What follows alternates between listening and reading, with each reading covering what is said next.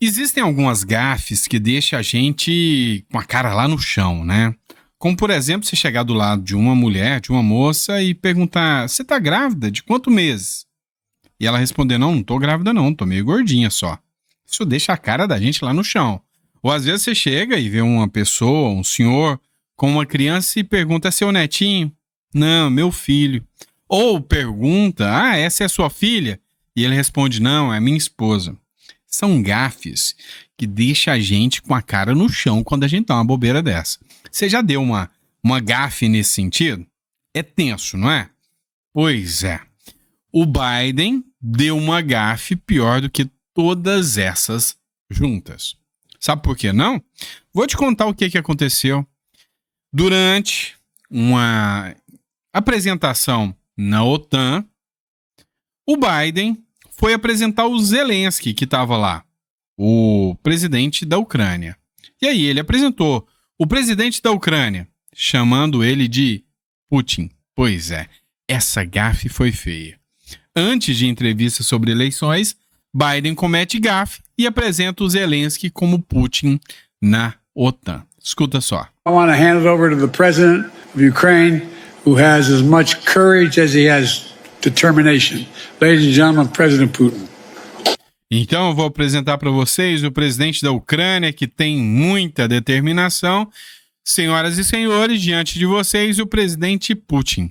Poxa, aí essa é mais feia do que chamar a atual pelo nome da ex. Vai dar zebra, né? Pois é. E com essa série de gafes que o Biden vem fazendo, até aquele ator, o George Clooney, o galã lá dos filmes de Hollywood, já falou: sou amigo demais do Biden, mas o Biden tem que sair fora.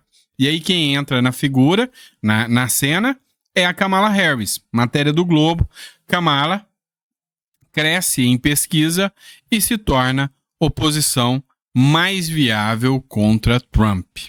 Com crise de Biden, vice-presidente conquista melhores resultados nas intenções de voto do que o presidente e atual candidato em um cenário de disputa contra o ex-presidente republicano. Então a aposta agora dos democratas, que é o partido de esquerda lá, é na Kamala. Mas o Trump está achando o máximo.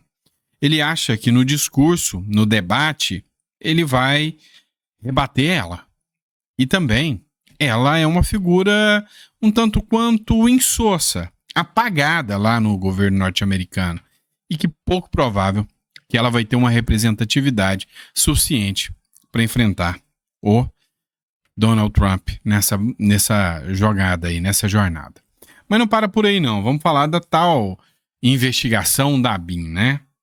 Segundo o Estadão, a Polícia Federal determinou, divulgou, que tem um áudio de uma reunião do Ramagem com o Bolsonaro. Então, existe esse áudio, só que ninguém viu ainda. Segundo eles, tinha um plano ali para blindar o Flávio Bolsonaro, sob uma possível rachadinha que o Flávio Bolsonaro tinha feito. Então, a acusação da Polícia Federal aqui foi no sentido de falar: olha, o Flávio Bolsonaro só não foi indiciado por rachadinha porque o Bolsonaro interviu com a ABIN. Bobagem, gente. Era só chamar o Boulos. Afinal, com o Janones foi muito mais fácil e deu certo, não é? Mas a grande questão não é essa. A grande questão é que o Bolsonaro rebateu e o Flávio Bolsonaro também rebateu o caso.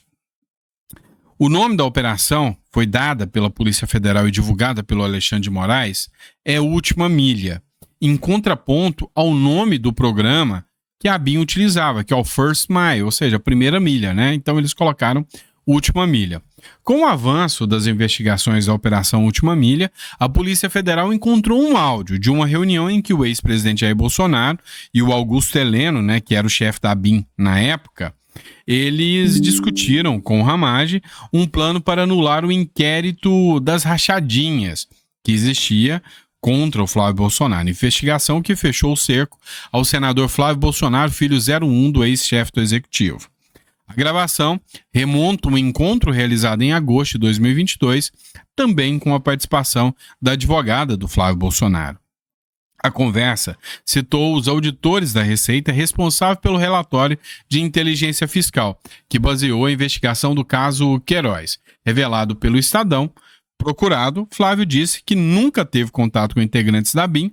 Bolsonaro, por meio de Fábio Weingarten, disse que não ter acessado a gravação e que não apareceu até o momento. Então o Bolsonaro rebateu e falou que a gravação não existe. O Flávio Bolsonaro se manifestou. Na sua manifestação, ele inclusive questionou aqui a atuação e disse o seguinte, matéria do Metrópolis, a BIM paralela. Flávio Bolsonaro diz que a vítima foi ele, então que ele foi a verdadeira vítima dessa história.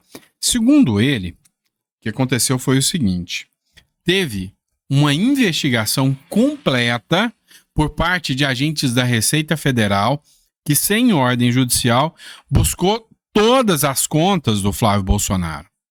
E o Flávio Bolsonaro fez uma solicitação, não à ABIN, mas para a própria Receita Federal, que justificasse quem foi o servidor que buscou suas contas, e não tinha uma ordem judicial para isso.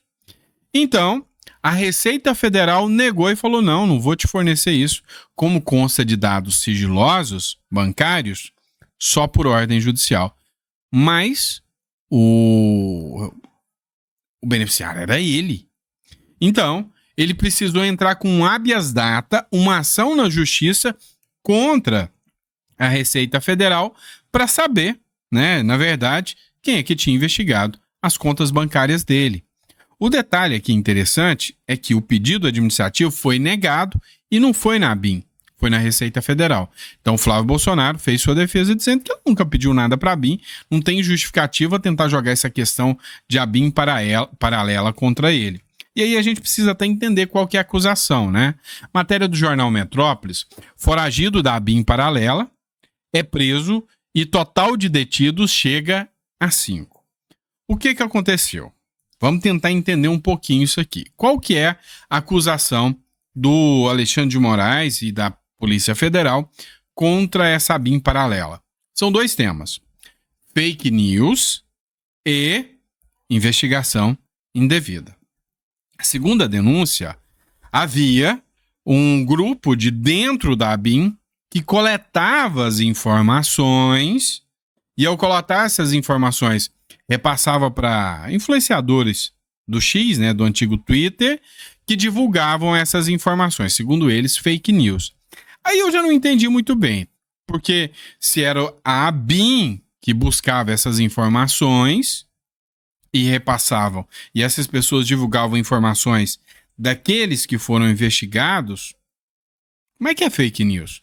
Pode ser vazamento de informação, mas se eram informações coletadas pela ABIN e repassadas depois, isso era fake news? E olha que eu vi muita gente vazando informação, inclusive de processos judiciais para a imprensa aí. Será que também vai ser caracterizado da mesma forma? Matéria do Metrópolis. Agentes da ABIN abasteciam perfis com informações de espionagem ilegal. Então os perfis eram abastecidos com informações que a ABIN repassava. E aí, mandou prender essas pessoas porque divulgavam fake news, mas não eram informações da ABIN? Por que eram fake news? O agente da ABIN, Giancarlo Rodrigues, enviava informações da espionagem ilegal para perfis publicarem em redes sociais, segundo as investigações da Polícia Federal, sobre o esquema de espionagem na instituição durante o governo Jair Bolsonaro. A Polícia Federal deflagrou a quarta fase da Operação Última Milha, que apura a produção de notícias falsas e um monitoramento ilegal de autoridades, servidores públicos e jornalistas considerados pelo governo Bolsonaro como opositores. Chama muita atenção que essa matéria vem agora, bem na época que o Paulo Gonet, que é o Procurador-Geral da República, se recusou a aceitar que influenciadores de esquerda fossem inclusos no inquérito, né, das fake news do Alexandre de Moraes. É só os de direita. E aqui ele acusa e mandou prender essas pessoas por supostamente espalharem fake news que aconteceram lá na gestão Bolsonaro.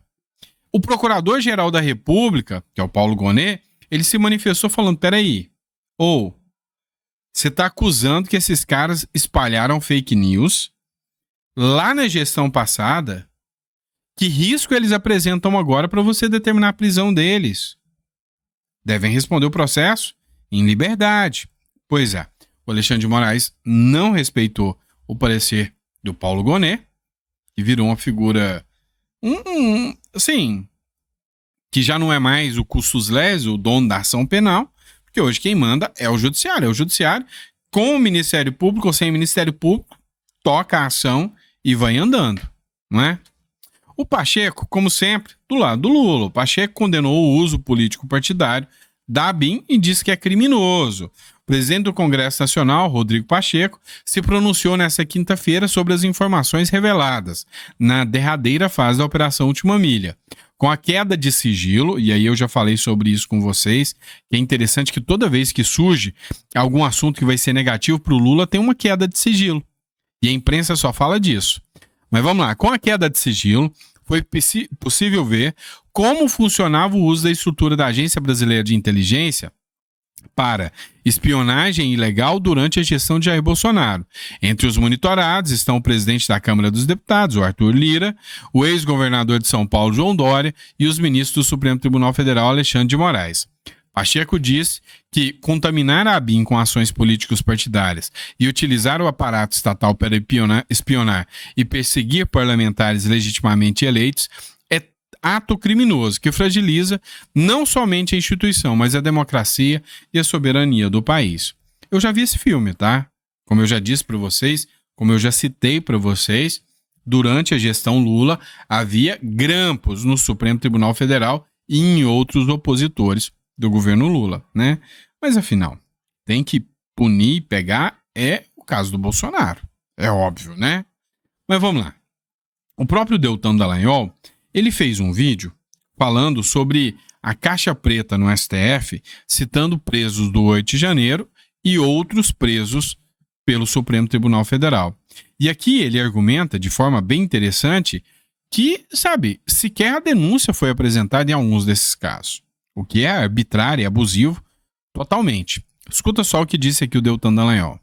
Quebrar a caixa preta das prisões sem denúncia de Alexandre de Moraes. Pessoal, eu fiz um levantamento inédito e exclusivo sobre todas as prisões preventivas sem denúncia do ministro Alexandre de Moraes. Essas prisões são todas ilegais, porque o prazo máximo para você acusar alguém, um investigado que está preso, é de 35 dias. E mais, os requisitos para prender envolvem os requisitos para denunciar. Então, se você não denuncia, é porque você não deveria nem ter prendido a pessoa. Você não tem nem provas para mantê-la presa. Pelo menos 7 pessoas ainda estão presas, mas o número total é de pelo menos 33 pessoas nessas condições. Primeiro caso, vamos lá. Silvinei Vasquez, ex-diretor da Polícia Rodoviária Federal, está preso há 337 dias, ou seja, 11 meses e 2 dias sem denúncia. Segundo caso, Felipe Martins, ex-assessor do Bolsonaro, ele está preso há 154 dias, ou seja, 5 meses e 3 dias sem denúncia. Terceiro caso, Gilberto Ferreira, mecânico, preso sem provas pelo 8 de janeiro, está preso há mais de 482 dias, ou seja, 15 meses e 24 dias também sem denúncia. Quarto caso, Marco de Araújo, motorista de Uber, preso sem provas pelo 8 de janeiro, ele está preso há 448 dias, ou seja, 14 meses e 21 dias sem denúncia. E mais, ele teve uma filha que ele não viu nascer porque ele estava na prisão.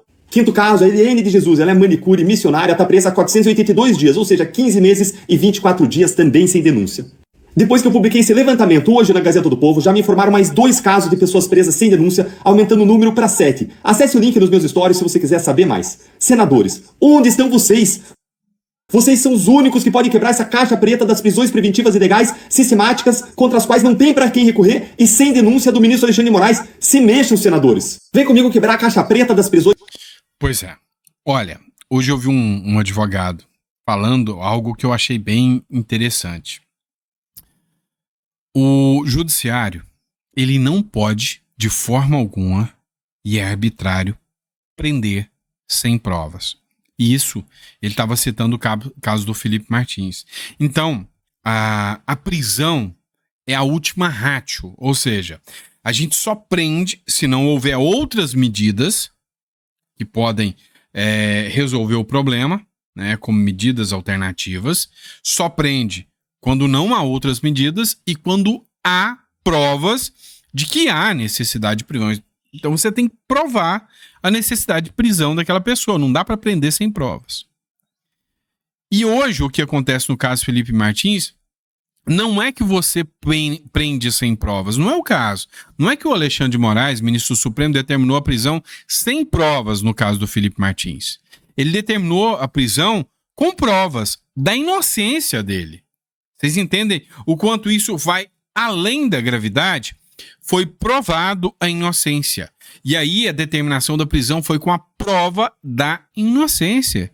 Com a prova de que ele realmente não tinha risco nenhum de qualquer fuga. Então, assim, uma prisão amplamente arbitrária. E sabe, a OAB continua em silêncio, inerte. Até a Folha de São Paulo se manifestou. Até a Folha brigou sobre isso. Então, assim, é insano, né? É absurdo. Enquanto você está vendo a gente assustado com essa reforma tributária, com essa regulamentação da reforma tributária que vem aí, você está pagando caro para amenizar multas de partidos. Pois é. Matéria do Globo. A Câmara dos Deputados aprovou PEC que anistia partidos que descumprirem cotas de negros e mulheres. Então, a PEC da anistia dos partidos foi aprovada. O perdão de multas pode chegar a um impacto de até 23 bilhões de reais. São 23 bilhões perdoados dos partidos políticos que descumpriram a regra eleitoral. A proposta, também deixa de responsabilizar os partidos por falhas em prestações de contas. Sabe quando é que o Estado vai te perdoar de pagar o IPTU da sua casa ou o IPVA do seu carro? Nunca. Nunca. Sabe quando é que o Estado vai te perdoar? Se você for um corrupto que participou de esquemas de petrolão, de mensalão, que tem uma empresa gigantesca e que deve bilhões.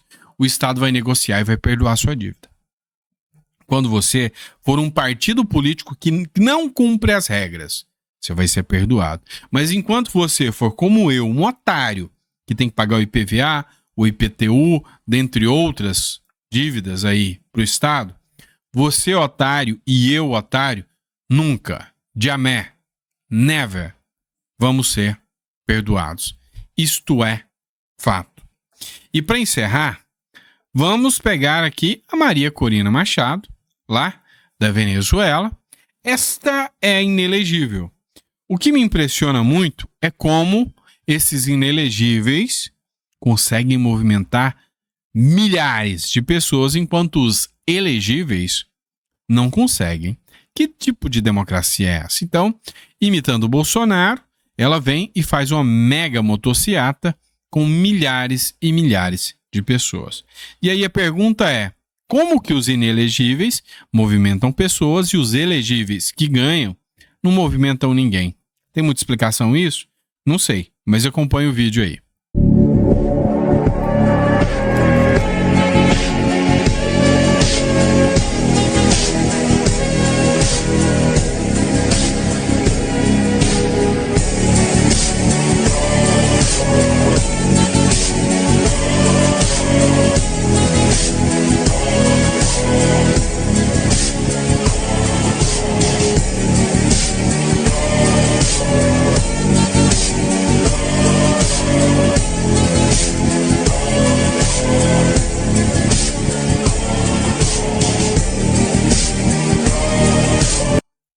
Agora mostra uma cena dessa com o Lula, com o Maduro, para mostrar o apoio popular que eles têm.